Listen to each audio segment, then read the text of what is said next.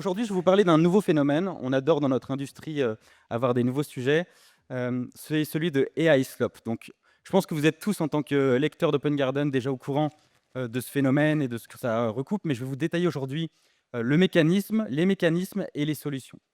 AI Slop, qu'est-ce que c'est? Qu'est-ce que c'est? C'est derrière ce jargon anglicisant. C'est tous les contenus générés par l'IA qui vont être de basse qualité, on peut dire un peu la poubelle du web.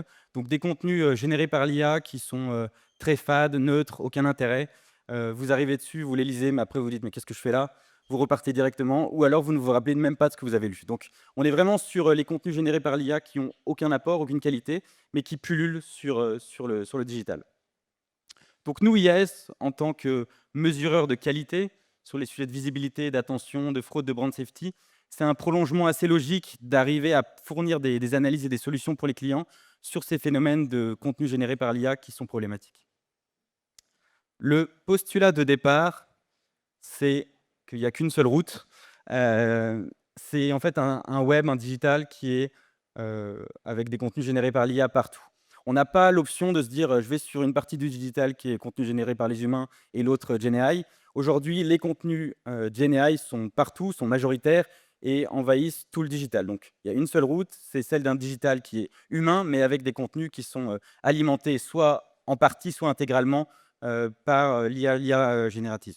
Donc ça, c'est le postulat de départ. Tout le web est GenAI, que ce soit une portion intégrale des sites que vous lisez ou une portion euh, dynamisée ou alimentée par le GenAI. Je prends un petit exemple. Je sais de sources sûres que même Nicolas, pour Open Garden, de temps en temps, reformule un peu ses articles avec un chat GPT ou autre. Donc voilà, c'est pour vous dire que tout le monde utilise en partie, en partie, effectivement, ça pour les contenus. Donc, postulat de départ, on est dans un web où la partie GenAI est partout. Une fois qu'on a dit ça, nous, on a interrogé nos clients. Il y a 3 points principaux qui reviennent pour les annonceurs. Le premier point, tout à gauche, je vous fais travailler un peu l'anglais aujourd'hui, j'ai eu la flemme de mettre les slides en ChatGPT. Donc, pour première position qui est à gauche, c'est de la part des annonceurs, je veux savoir.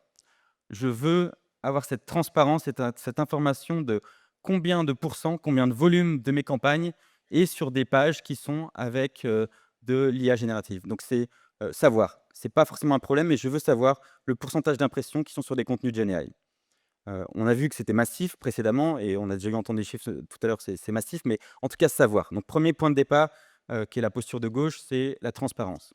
Deuxième point, qui est le point clé, on va y revenir après, c'est éviter les contenus GenAI de basse qualité. Donc là, c'est éviter ce fameux AI slop. Donc c'est OK, les contenus GenAI sont partout. Pour autant, ce que je veux, c'est éviter la partie la plus pourrie, la poubelle, qui n'a aucune valeur et qui va apporter aucune performance pour mes campagnes. Troisième posture, qui est plus extrême, qui est à droite, qui est drastique. Pour le coup, j'en veux pas, je veux que des contenus humains. Donc ça, cette posture, encore une fois, elle s'entend et on la comprend tous. C'est peut-être qu'on aurait tous envie de répondre positivement de prime abord, mais cette posture, elle sera difficile à tenir dans le temps, comme je l'évoquais, par le fait que le flow et le flux de contenu GenAI envahissent largement le digital. Donc 3 postures, une qui est un peu dogmatique et qui va être difficile à maintenir dans le temps. 2 autres qui sont extrêmement importantes et intéressantes, c'est transparence et contrôle sur la partie la plus négative. Pourquoi je vous parle de AI Slop? Pourquoi je vous parle de ces contenus basse qualité GenAI?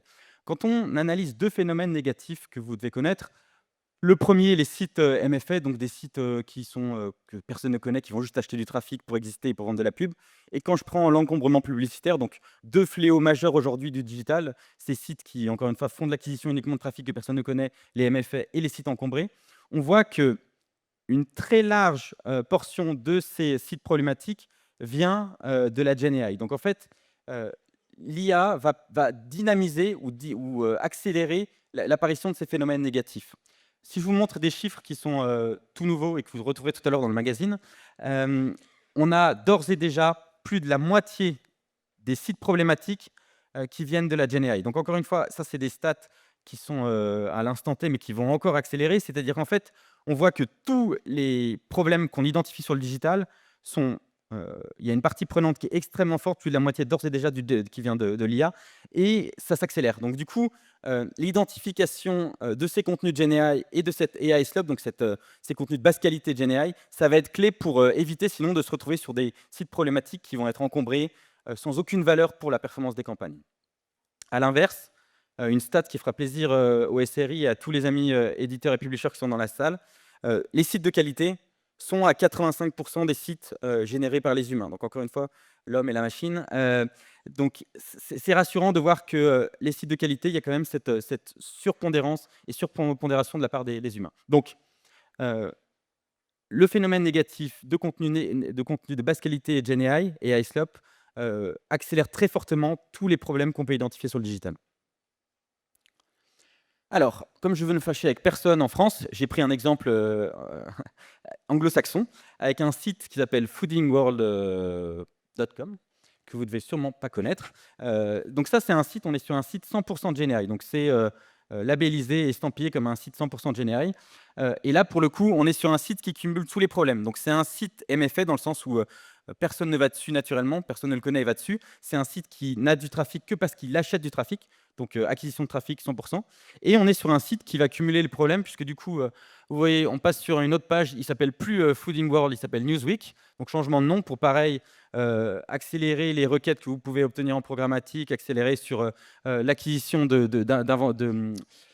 build request et vous voyez une grande qualité de contenu puisqu'on apprend que cheese and mac and cheese, donc voilà, on est vraiment sur des contenus qu'on connaît tous qui pullulent sur le web, qui sont des contenus très bas de gamme, donc des recettes faites sans passion. Donc voilà, c'est un petit exemple et c'est un site, je vous le cache pas, qui est aussi rempli de publicité. Donc là, je voulais quand même qu'on voit le début de recette passionnante, mais c'est un site qui cumule tous les problèmes dont je viens de vous parler, un site dont personne ne va dessus sans se faire attirer, aspirer par vous êtes sur le web et vous cliquez, vous arrivez là-dessus, vous ne savez pas ce que vous faites là-dessus. Ça regorge de publicité, donc un site très encombré et qui est 100% GenAI. Donc, une fois que je vous ai parlé du constat, on va maintenant passer aux solutions et comment avancer. Le premier point, on sort 3 indicateurs en OIS cette année sur ces sujets-là. Le premier indicateur qu'on va sortir, c'est la détection et l'identification de ces contenus de GenAI. Donc, on a créé un modèle IAS pour identifier et détecter de la manière la plus précise possible si les annonceurs passent sur des pages humaines ou sur des pages GenAI. Pour ce faire, on a un certain nombre de règles qu'on a mis en place, ce n'est que certaines, mais qui vont nous permettre d'identifier un contenu humain d'un contenu GenAI. Nicolas, en rigolant tout à l'heure, a évoqué les posts LinkedIn. Effectivement, c'est symptomatique. Mais pour vous donner un peu quelques ingrédients de notre modèle, en fait, des contenus GenAI, ça va être des contenus qui vont être très neutres, aucun biais personnel. On a tous en général un prisme et un biais quand on exprime une opinion. Si vous regardez des articles ou des pages écrites en GenAI, c'est très neutre, c'est très plat. Donc la manière d'écrire est très neutre, très objective. Il y a un champ lexical qui est en général très pauvre ou qui se retrouve sur les mêmes champs lexicaux. Donc on s'aperçoit qu'il y a des patterns très forts sur les mots et les champs lexicaux qui sont utilisés. Il y a la ponctuation. Qui n'a pas reconnu le petit trait du 6 là, ChatGPT style. Il y a les emojis qui sont utilisés, souvent les mêmes emojis, souvent au même moment, là où un humain écrirait différemment.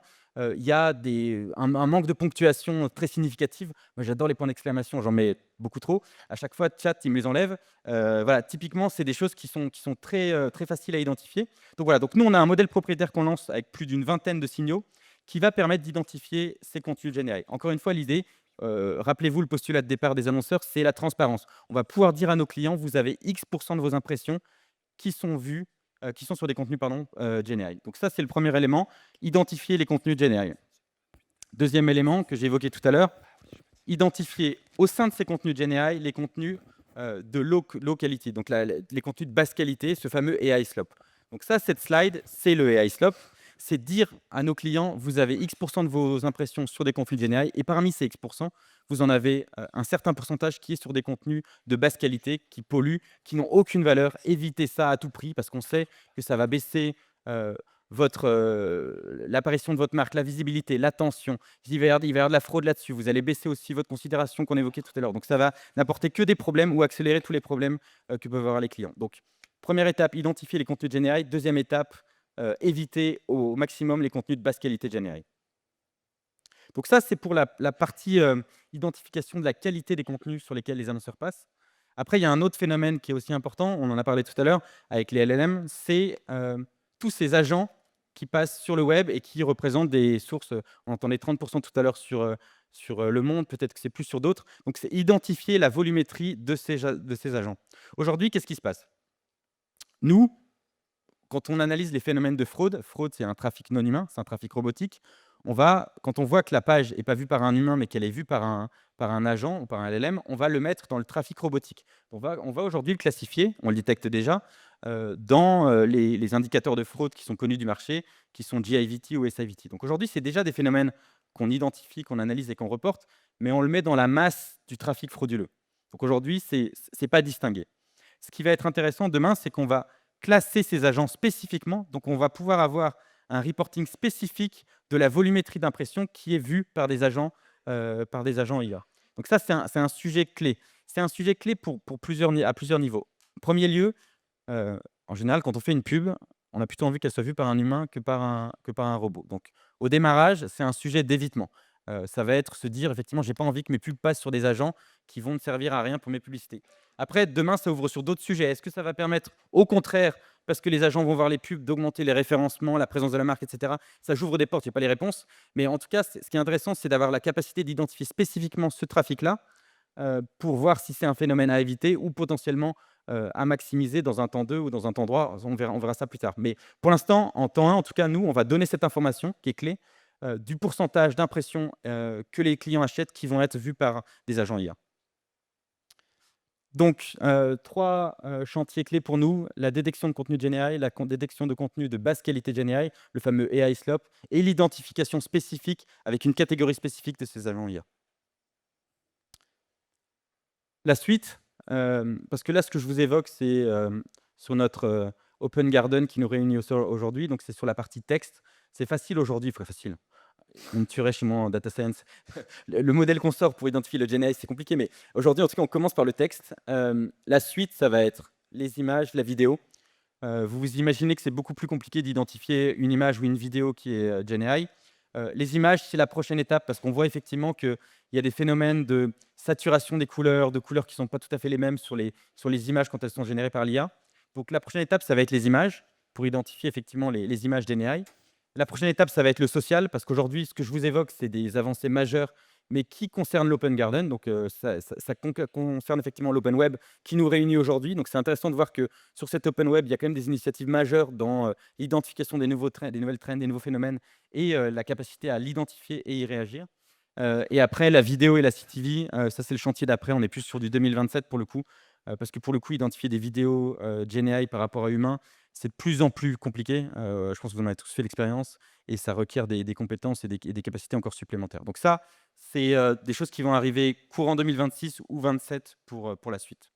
Donc voilà, je voulais aujourd'hui vous présenter cette innovation qu'on juge nous majeure pour le marché en 2026 parce que c'est un phénomène qui est énorme et qu'il faut absolument contrôler, cette transparence et ce contrôle sur les contenus GenAI. Et on est ravis aussi de le faire dans cet après-midi Open Garden parce qu'encore une fois, c'est une avancée qui est permise sur l'Open Web et qui permet aussi à l'Open Web d'être toujours avant-gardiste sur les solutions, les innovations et la transparence pour les annonceurs. Merci à tous.